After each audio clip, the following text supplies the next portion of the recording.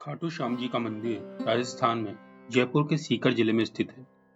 खाटू श्याम जी का यह मंदिर भारत देश में कृष्ण भगवान के मंदिरों में सबसे ज्यादा प्रसिद्ध है, जिन्हें कलयुग का सबसे मशहूर भगवान माना जाता है। हिंदू धर्म के मुताबिक खाटू श्याम जी का कलयुग में कृष्ण का अवतार माना गया है। खाटू श्याम मंदिर के बारे में बताया जाता है कि खाटू श्याम जी का ये मंदिर महाभारत काल में बना था। इस मंदिर का इतिहास भी महाभारत की लड़ाई से जुड़ा हुआ है। खाटू श्याम जी का बचपन का नाम बर्बरीक था। बर्बरीक बचपन में ही अत्यंत चमत्कारिक थे। वे जन्म लेते ही पूर्ण रूप से विकसित हो गए थे। जब उस बालक को लेकर घटोत्कच श्री कृष्ण भगवान के पास गए, तब बालक बर्बरीक ने श्री कृष्ण से पूछा, हे प्रभु, इस जीवन का सर्वोत्तम उपयोग क्या है?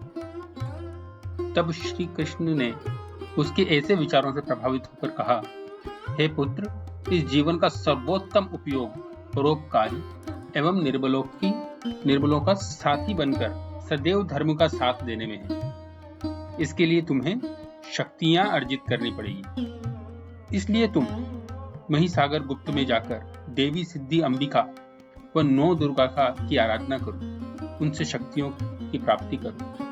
बर्बरीक भगवान के आदेश का पालन करते हुए महिसागर में सिद्ध अंबिका की आराधना करने लगे। प्रसन्न होकर बर्बरीक के सिद्ध अंबिका ने 3 बाण और कई अद्भुत शक्तियां प्रदान की। इन 3 दिव्य बाणों से तीनों लोकों पर विजय प्राप्त की जा सकती थी। देवी ने उन्हें चंडिल नाम से अलंकृत किया।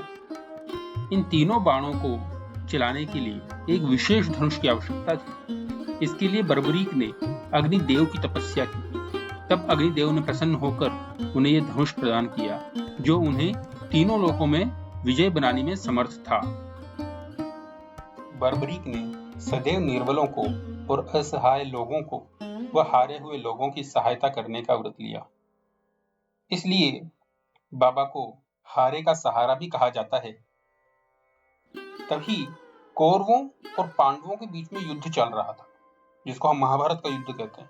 युद्ध की जानकारी मिलते ही बर्बरीक की भी इच्छा युद्ध में जाने की हुई। तो बर्बरीक ने अपनी मां से युद्ध में जाने के लिए आशीर्वाद और आज्ञा मांगी।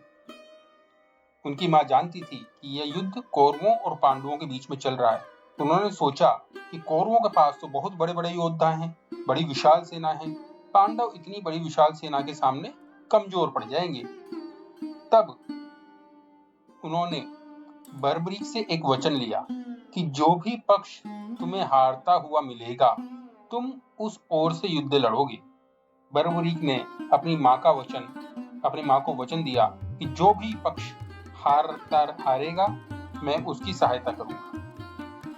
अब भगवान कृष्ण के लिए बड़ी समस्या हो गई, क्योंकि बर्बरीक के वचन के अनुसार वह हारे का सहारा बनेंगे। यदि बर्बरीक कौरवों में शामिल हो जाते हैं, तब कौरवों को हरा पाना किसी भी स्थिति में संभव नहीं था। तो वे ब्राह्मण का रूप धरकर उनके सामने गए और उनका मजाक उड़ाने लगे और कहने लगे, ये 3 बाणों से आप क्या युद्ध लड़ोगे? आप 3 बाणों से कैसे युद्ध कर सकते हैं? तब बर्बरीक ने कहा कि उनका एक बाण ही शत्रु की सेना मारने के लिए काफी है। ऐसे में अगर उन्होंने 3 तीरों का इस्तेमाल किया तो ब्रह्मांड का विनाश हो जाएगा। ये जानकर भगवान श्री कृष्ण ने बर्बरीक को चुनौती दी कि पीपल के जितने भी पत्ते हैं, इनमें सूखे हुए पत्तों को बांध कर दिखाओ। बर्बरीक ने यह चुनौती स्वीकार कर उनकी परीक्षा लेने के लिए श्री कृष्ण ने एक पत्ता अपने पैरों के नीचे दबा लिया।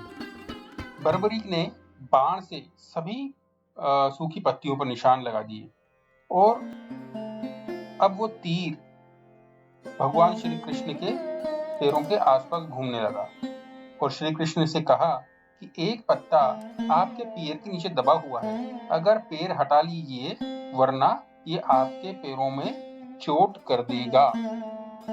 इसके बाद श्री कृष्ण ने बर्बरीक से पूछा कि वे युद्ध में किस तरफ से शामिल होंगे। बर्बरीक ने जवाब दिया कि जो पक्ष हारेगा वह उनकी तरफ से युद्ध लड़ेंगे।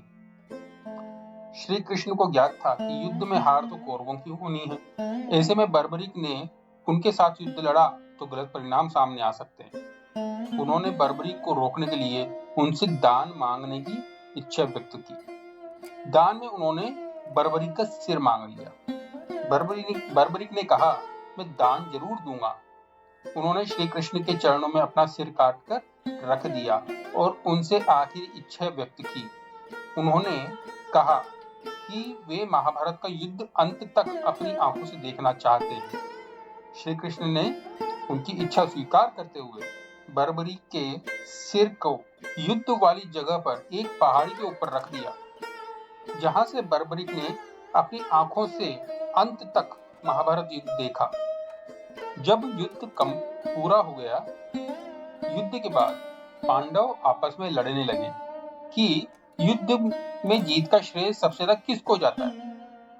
तब बर्बरीक ने कहा कि श्री कृष्ण के कारण ही वे युद्ध जीते हैं।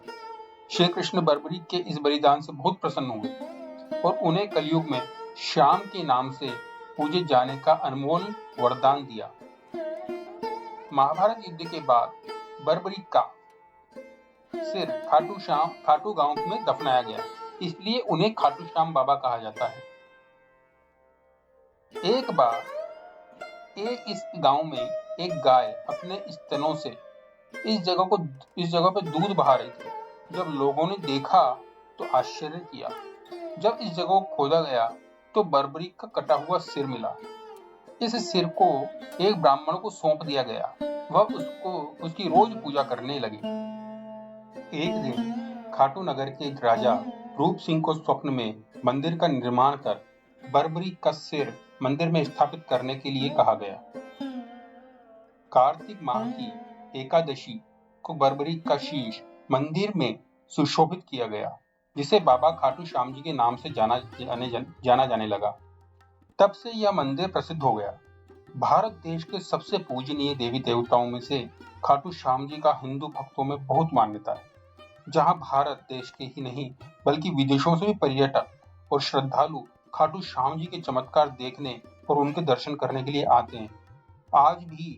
आज के समय खाटू श्याम जी के चमत्कार पूरे देश में चर्चित हैं और मान्यता है कि श्याम बाबा ने से जो भी मांगा वो लाखों करोड़ों बार देते हैं।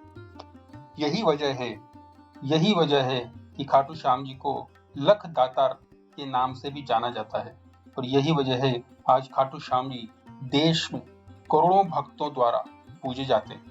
जय खाटू श्याम। अगर आपको हमारी ये स्टोरी पसंद आई हो तो प्लीज इस चैनल को सब्सक्राइब कीजिए और कमेंट में जय खाटू बाबा लिखिए।